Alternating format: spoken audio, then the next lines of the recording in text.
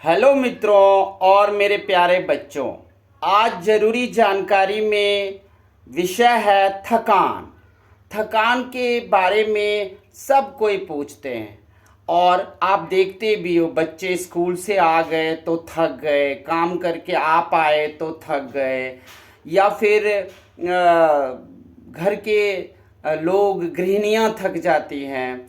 तो आज हम थकान को समझेंगे। सबसे पहले मैं ज़रूरी बात बता दूं कि थकान के बारे में मैं 3-4 दिन से बहुत सारे सामग्री लिख लिख कर इकट्ठा कर रहा था और फिर मैं उसे बताऊंगा। हमें जो कुछ भी जानकारी मैंने इकट्ठा की है उससे हमें पता चलता है कि थकान नाम की कोई चीज़ होती ही नहीं है। थकान ऐसा कुछ है ही नहीं कि लोग कहते हैं थकान हो गया या कोई समस्या आ गई। सबसे पहले तो हम ये जानेंगे कि थकान क्या होता है, फिर हम जानेंगे कि न्यूटन के फर्स्ट लॉ जो है या फिर न्यूटन का जो इनर्शिया जड़त्व का नियम है हम उसको भी देखेंगे कि उसके हिसाब से थकान कैसे आती है, कहाँ से आती है, और फिर मैं थकान के जितने भी उपाय हो सकते हैं दूर करने के वो भी बताएंगे। लेकिन पहले बता दूं, ये थकान कोई चीज़ होती नहीं है। थकान, आप थक गए, आप बैठना चाहते हो, डेफिनेटली ये थकान नहीं है। आप बैठना चाहते हो तो बैठोगे ही। अब थकान का मतलब है कि आप थक के चूर क्यों हुए। थक के चूर तो होना नहीं था, आपको थकना ही नहीं था। मतलब ये है कि थकते हम कब हैं। अगर आप बैठे हुए हो तो बैठे ही रहोगे तो उठना जरूरी है, फिर अपने आप देखोगे थकान नहीं है। अगर आप खड़े हो तो खड़े भी कितने देर तक रहोगे, थोड़े देर बाद बैठना भी जरूरी होता है, क्योंकि शरीर का फंक्शन ही ऐसा है, शरीर का सिस्टम ही ऐसा है जिसमें अगर आप सो भी रहे हो तो उठना जरूरी है, चल रहे हो तो थोड़ी देर रुकना भी जरूरी है। हम लगातार घंटों कुछ नहीं कर सकते। तो आप समझ गए हो कि बॉडी की जो क्रिया है, जो फंक्शन है, उसमें अगर आप जबरदस्ती टांग अड़ाओगे, कम ज़्यादा करोगे तो आपको थकान आ जाएगी। अन्यथा थकान को आने का कोई मतलब है ही नहीं। बस थकान को समझना है आपको। तो आइए, थकान क्या होता है पहले उसका परिभाषा सुनते हैं। थकान वह स्थिति है जब काम करने की क्षमता या प्रेरणा में कमी आ जाती है। थकान वह स्थिति है जिसमें व्यक्ति को आराम करने का महसूस होता है। थकान थकान कमजोरी या ऊर्जा के कमी होने को थकान कहते हैं। थकान कितने प्रकार के हैं? तो थकान 3 प्रकार के हैं। थकान कितने प्रकार के हैं? 3 प्रकार के। पहला है क्षणिक, दूसरा है संचयी और तीसरा है सर्केडियन।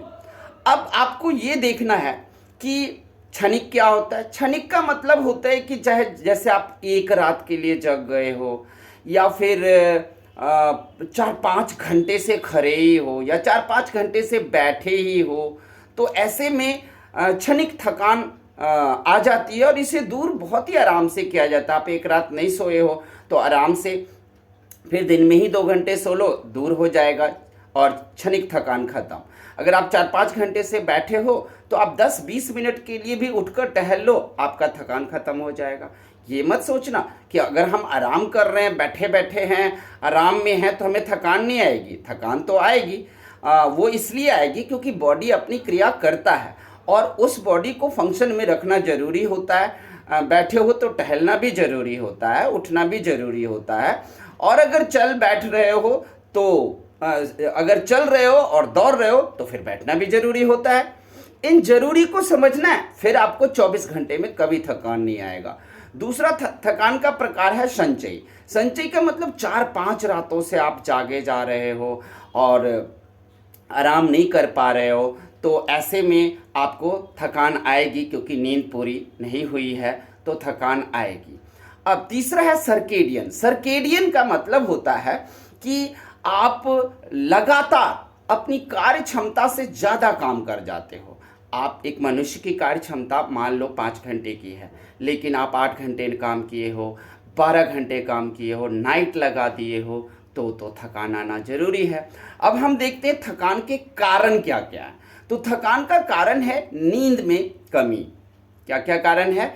नींद में गड़बड़ी होना, आहार नियमित रूप से नहीं लेना, शराब या नशीली पदार्थों का प्रयोग करना, और हृदय संबंधी अगर कोई रोग हो गया आपको तो भी ध्यान रखना। हृदय संबंधी कोई भी रोग या आपके शरीर में कोई भी रोग आता है तो ये आपको सोचना पड़ेगा कि ये रोग क्यों हुआ, जबकि शरीर के अंदर सभी रोगों को दूर करने के लिए सभी तंत्र मौजूद हैं, सभी तंत्रिका तंत्र अपना काम करते रहते हैं। लेकिन आप कुछ ऐसा गड़बड़ करते हो जो शरीर की क्रिया से विपरीत होती है, तब जाकर आपको हृदय रोग या शरीर में कोई भी रोग लगेगा, वरना मरोगे भी आप भी एक दिन, मैं भी एक दिन, सीधे सांसें बंद होएगी।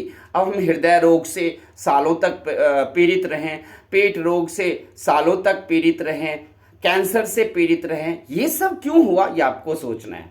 आप शरीर की क्रिया के विपरीत गए हो, इसीलिए हमारे शरीर में रोग होते हैं। आप मुझे ले लो, मैंने अपनी लाइफ में कभी कोई मेडिसिन नहीं खाया है और कभी कोई हमें तकलीफ अभी तक तो नहीं हुआ है, बात बाकी आगे जो हो। अब थकान होने पर आप क्या करें? थकान होने पर ध्यान रखना, दवाई कभी नहीं लेना है, क्योंकि दवाई शरीर की क्रिया को और विपरीत कर देता है, प्रतिकूल कर देता है, उल्टा कर देता है।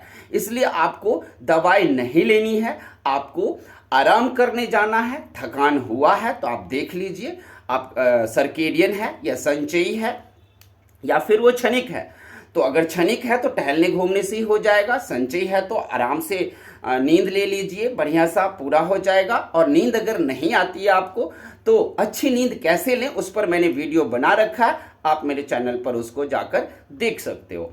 इसके अलावा आप देखोगे कि नींद नहीं आई है तो आप उसको इस थकान दूर, ये भी देखना है आपको कि हमने कार्य क्षमता से अगर अधिक कार्य किया है तो उसके लिए हमें अच्छा खाना और न्यूट्रिटिव भोजन यानी कि पोषक तत्वों से भरा हुआ आपको खाना भी खाना जरूरी है।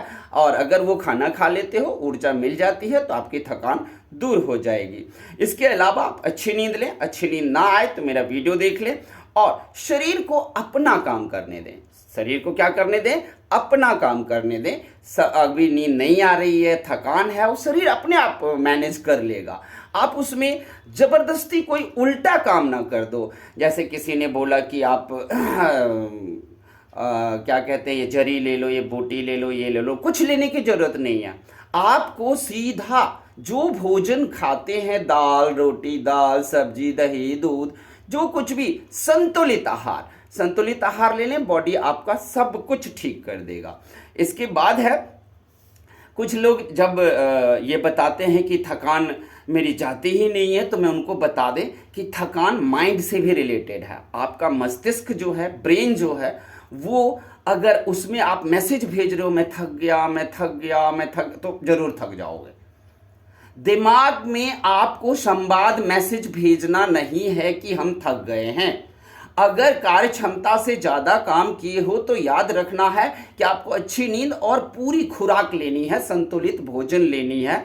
दिमाग को ये मत कहो कि हम थक गए हैं। इसके बाद अगर थकान आ गई है और थकान आए ही ना, उसके लिए क्या करें? तो आप व्यायाम करें। अब व्यायाम नहीं करते हो तो टहलने से भी ये काम हो जाएगा। साइकिलिंग भी कर सकते हो, नींद पूरी कर सकते हो, नशा से दूर रह सकते हो और तनाव से दूर रहो। और सबसे जरूरी बात कि आप खुश रहो।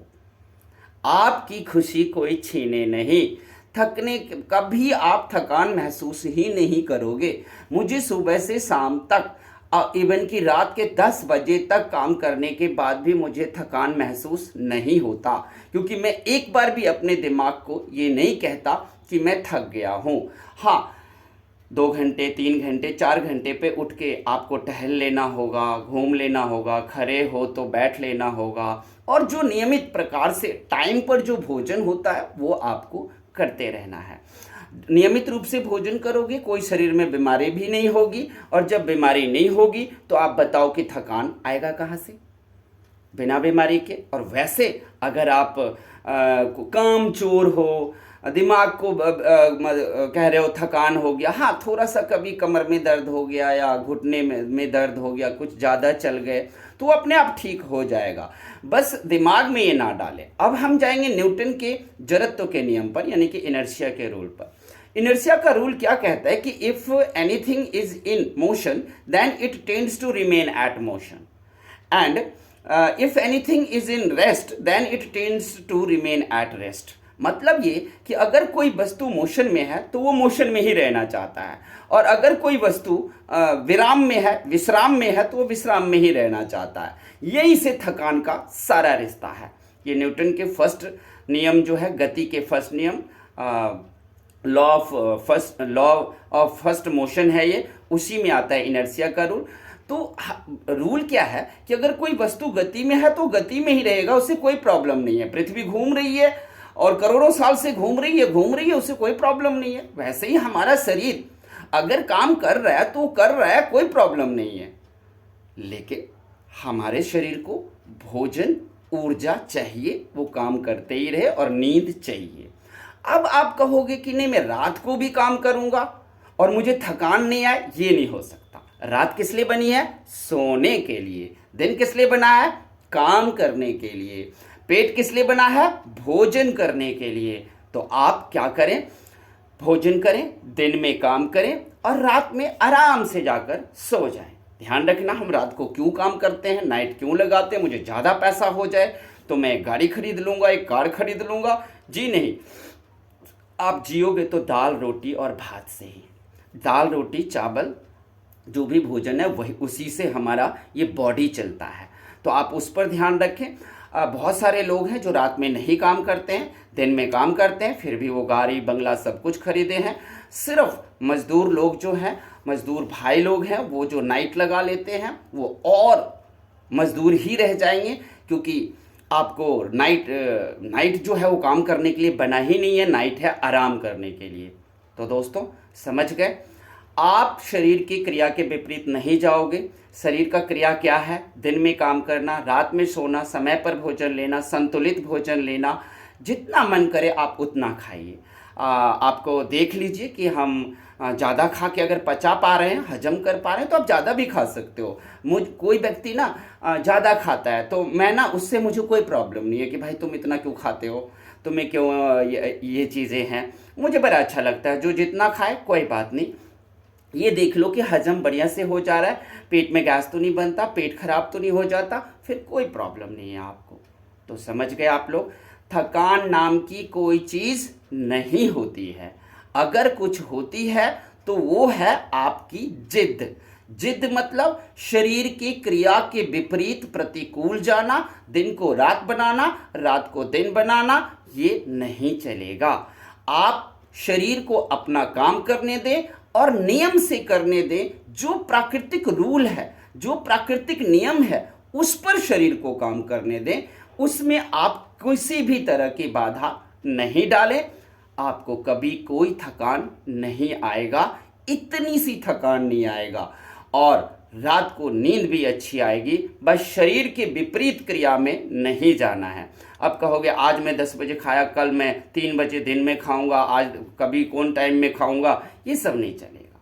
ये सब रूल को मैं फॉलो करता हूँ और मुझे नहीं कभी लगता कि मुझे कभी कोई थकान आया भी है।